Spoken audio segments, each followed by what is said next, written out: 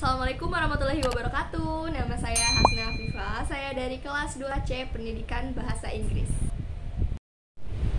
Saya di sini akan menjelaskan mengenai apa itu pendidikan jasmani, olahraga, dan juga keterampilan.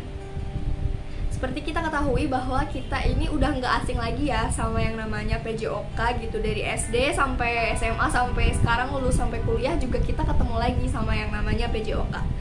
Tapi sebelumnya teman-teman tahu nggak sih PJOK itu apa? Nah, kalau teman-teman belum tahu, biar aku jelasin ya. PJOK itu apa? Jadi pendidikan jasmani itu adalah suatu proses pendidikan sebagai anggota masyarakat yang dilakukan secara sadar dan sistematik melalui berbagai kegiatan jasmani untuk memperoleh pertumbuhan jasmani, kesehatan, dan juga kebugaran jasmani.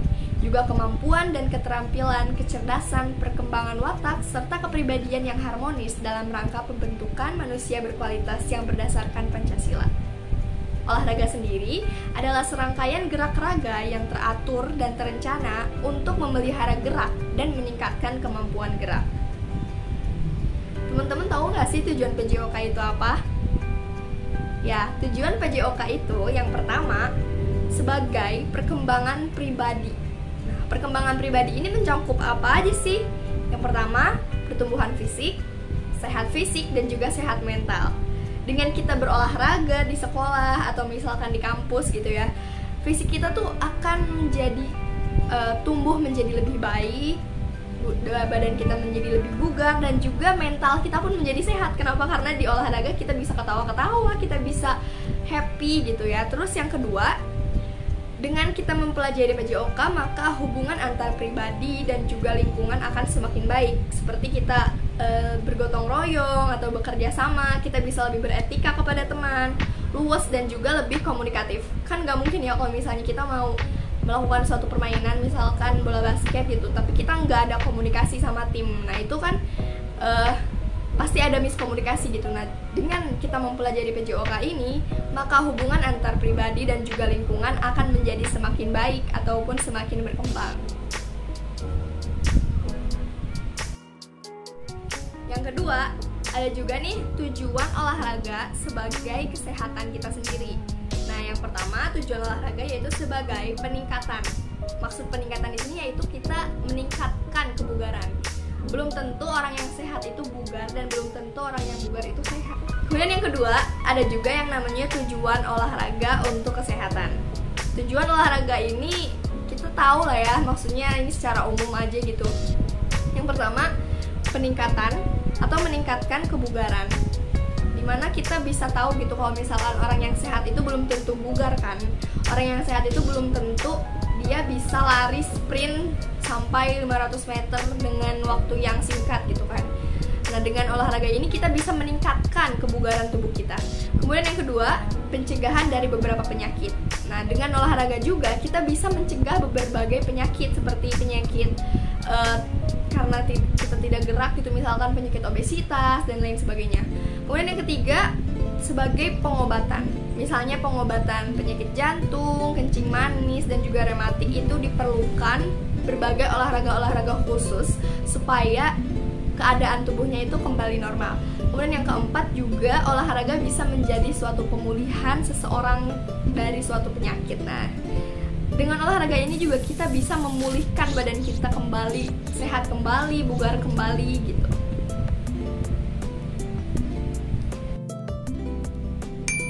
Materi berikutnya saya akan menjelaskan mengenai lari atau olahraga lari ya. Nah, seperti kita ketahui bahwa lari itu terbagi menjadi 3. Yang pertama, lari jarak pendek. Yang kedua, lari jarak tengah. Yang ketiga, lari jarak jauh. Lari jarak pendek ini atau biasa kita sebut dengan sprint, ini terbagi lagi menjadi beberapa jarak. Yang pertama ada 50 meter, 55 meter, 60 meter, 100 meter, 150 meter, 200 meter, 300 meter, 400 meter, sampai 500 meter. Nah, pada jarak menengah terbagi lagi menjadi 800 meter, 1500 meter, 3000 meter. Kemudian yang terakhir ada juga untuk lari jarak jauh dibagi lagi menjadi 500 meter, 10.000 meter, half marathon, dan juga ada maraton. Di sini saya akan menjelaskan mengenai sprint. Itu kayak gimana, sprint itu apa gitu ya. Sprint atau biasa kita tahu sebagai lari jarak pendek. Pengertiannya itu adalah sebuah perlombaan lari di mana peserta berlari dengan kecepatan maksimal sepanjang jarak yang harus ditempuh sampai dengan jarak 400 meter dan masih dapat digolongkan dalam lari cepat. Menurut Muhajir tahun 2004, sprint atau lari cepat yaitu perlombaan lari di mana peserta berlari dengan kecepatan penuh yang menempuh jarak 100 meter, 200 meter, dan juga 400 meter. Adapun beberapa rekor muri yang sudah berhasil dicapai oleh seorang atlet dalam melakukan lari sprint atau lari jarak 100 meter ya. Nah, rekor dunia 4x100 meter putra dipegang oleh tim Jamaika yang mencatat waktu 37,10 detik. Wow, cepet banget ya. Rekor tersebut diciptakan pada Olimpiade Beijing 1988. Kemudian yang kedua, adapun rekor nomor estafet 4x100 meter putri dipegang oleh Jerman Timur yang mencatat waktu 41,37 detik pada 1985. Nah, adapun hal-hal yang perlu diperhatikan untuk perlombaan sprint 100 meter ini ya. Yang pertama, kita harus menyiapkan lapangan, tentu saja lapangan. Yang kedua, alat-alat seperti pistol start balok, tiang finish, 2 buah ya, ada yang tingginya 1,37 meter, lebar 8 cm dan juga tebal 2 cm. Kemudian yang ketiga, pita finish yang dipasang setinggi 1,22 meter. Yang keempat, kursi finish dengan 8 tangga untuk timers atau pencatat waktu. Yang kelima itu stopwatch, itu harus ada 24 buah untuk pelari. Yang kemudian yang terakhir ada kamera finish atau alat foto finish. Ini supaya menghindari yang namanya ketidakadilan juri gitu ya. Misalnya nggak kelihatan, maka udah ada bukti secara kamera, bukti secara fisiknya gitu. Medium start atau permulaan yang sedang, yaitu pada aba-aba bersedia. Nah, gimana sih caranya supaya kita tahu apa yang harus kita lakukan untuk aba-aba bersedia ini? Yang pertama, jari kaki depan terletak 45 cm di belakang garis start. Yang kedua, jari kaki belakang mundur lagi 20 cm. Kemudian yang ketiga, kedua lengan tegak lurus di belakang garis start. Usahakan ya harus di belakang garis start, kalau nggak nanti kita didiskualifikasi. Kemudian pandangan 5 meter di depan garis start. Pada aba-aba siap, lutut belakang naik, pantat lebih tinggi dari kepala dan kepala maju jauh. Nah, kemudian yang kedua, teknik starting actionnya ini pada aba-aba ya, gerakan melaju meluncur maju harus meledak seperti peluru, bukan seperti mobil baru berangkat. Gerakan kaki secepat mungkin. Nah, ada juga hal-hal nih yang harus diperhatikan pada saat perlombaan sprint 100 meter. Yang pertama, kita harus mempersiapkan lapangan. Yang kedua, alat-alat seperti pistol start, blok, tiang finish, pita finish, kursi, stopwatch, dan juga kamera finish. Yang ketiga, kita juga harus mempersiapkan tekniknya dengan baik dan benar supaya kita tidak didiskualifikasi nih. Nah, seperti yang kita ketahui ada beberapa aba-aba dalam teknik dasar sprint ini seperti bersedia, siap, ya. Nah, ada juga starting positionnya, ada starting actionnya. Yang ketiga ada sprinting action, di mana gerakan kita harus menggerakkan kaki secepat mungkin. Tiap kali harus menekan tanah sampai lutut lurus, kaki depan naik sampai maksimal, badan diusahakan condong sekali ke depan, gerakan tangan juga secepat mungkin supaya kita larinya bisa maksimal ya. Yang keempat juga ada teknik finish action, di mana kita mengusahakan ketika teknik terakhirnya itu dada diputar hingga salah satu bahu maju ke depan.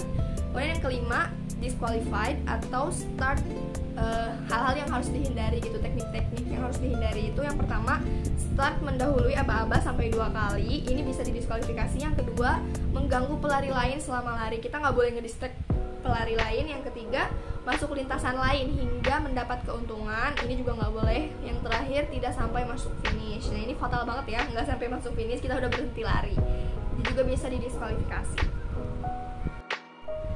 Ada juga nih 3 proses yang harus diperhatikan ketika kita sedang melakukan sprint atau lari jarak pendek. Yang pertama, kita harus memperhatikan teknik start kita ya. Teknik start kita itu harus di belakang garis, jangan sampai kita melebihi garis, dan juga jangan sampai kita tidak mendengarkan aba-aba dari wasit. Yang kedua, teknik berlari kita harus secepat mungkin dan tangan kita harus berayun berayunnya juga harus dimaksimalkan gitu ya, ditekuk 90 derajat. Kemudian yang ketiga, teknik masuk finish ini kita harus berlari semaksimal mungkin, secepat mungkin, dan juga badan tegap, sementara dada harus dibusungkan agar yang lebih dulu nanti kena finish itu si dada kita supaya bisa terkena ke pita finishnya itu. Yang kedua ada lari jarak menengah. Gerakan lari jarak menengah ini jaraknya 80 meter, 1500 meter, 3000 meter.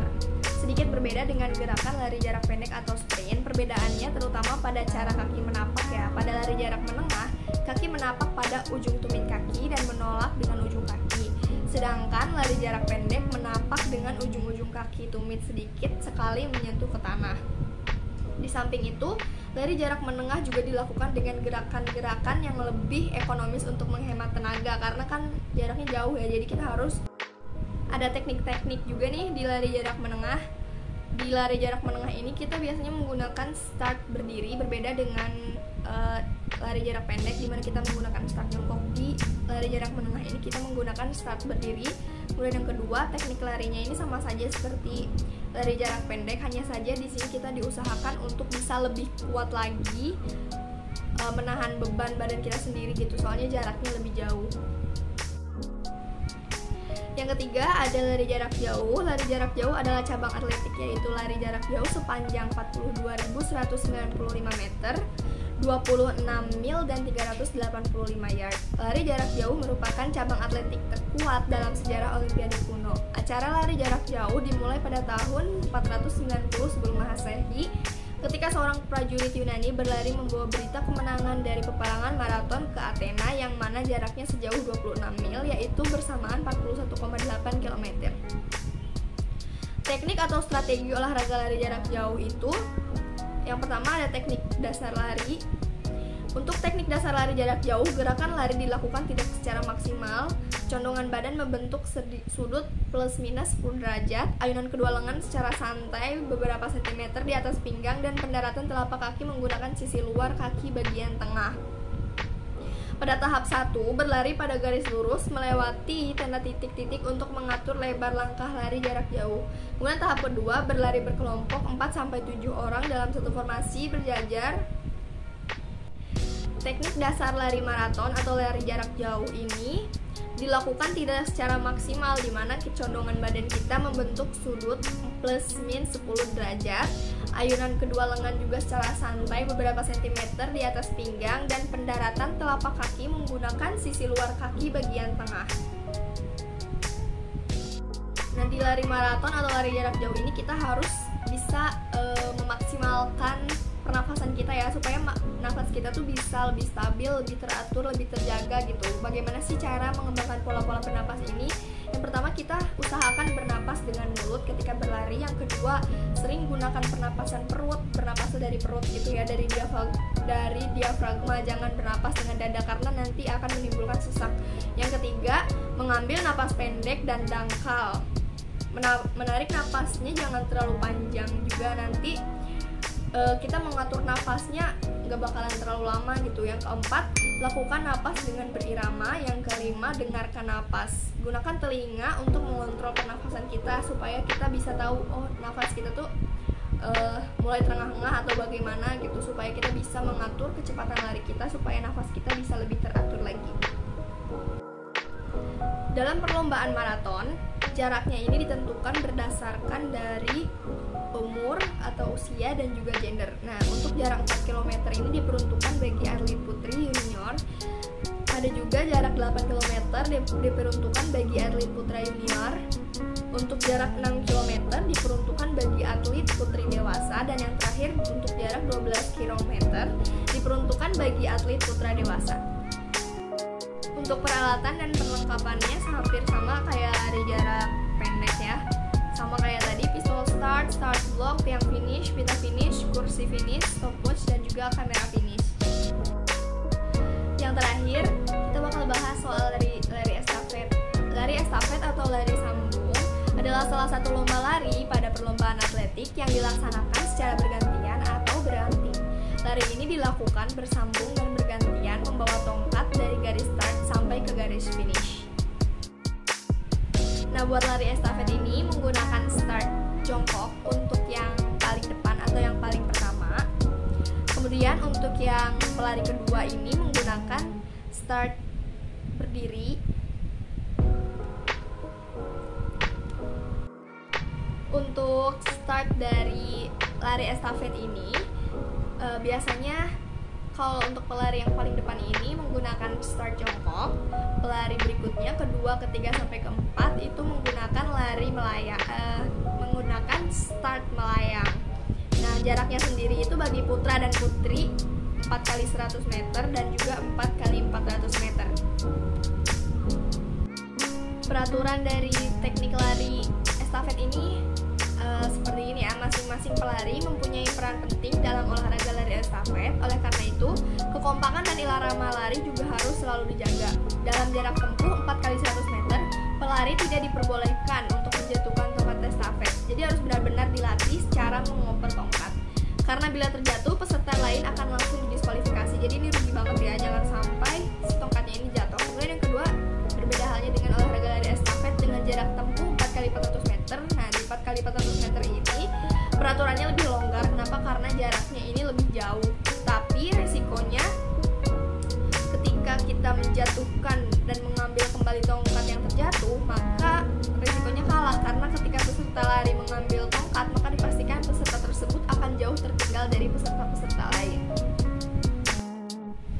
Nah, untuk peraturan dari lari estafet ini, untuk jarak tempuh 4 kali 100 meter, si tongkat ini diusahakan untuk tidak terjatuh ke tanah. Kenapa? Karena jika terjatuh ke tanah, maka pemain berikutnya akan didiskualifikasi atau kita udah nggak bisa main lagi.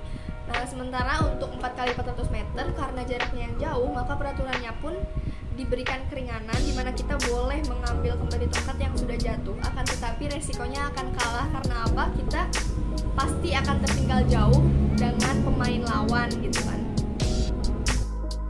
Nah, kalau kita mau ngadain lomba estafet nih, ada juga peraturan-peraturan yang biasanya kita harus taati. Yang pertama yaitu panjang daerah pergantian tongkat estafet ini sekitar 20 meter bagi pelari estafet 4 kali 100 meter ditambah 10 meter prazona. Kemudian yang kedua, setiap pelari harus tetap tinggal di jalur lintasan masing-masing meskipun sudah memberikan tongkatnya kepada pelari berikutnya.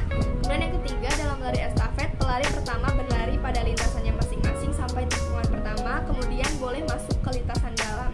Pelari ketiga dan pelari keempat menunggu di daerah pergantian secara berurutan sesuai kedatangan pelari selanjutnya. Cukup sekian penjelasan dari saya. Semoga penjelasan dan pengertian dari saya dapat dipahami dengan jelas. Semoga video ini dapat bermanfaat. Wassalamualaikum warahmatullahi wabarakatuh.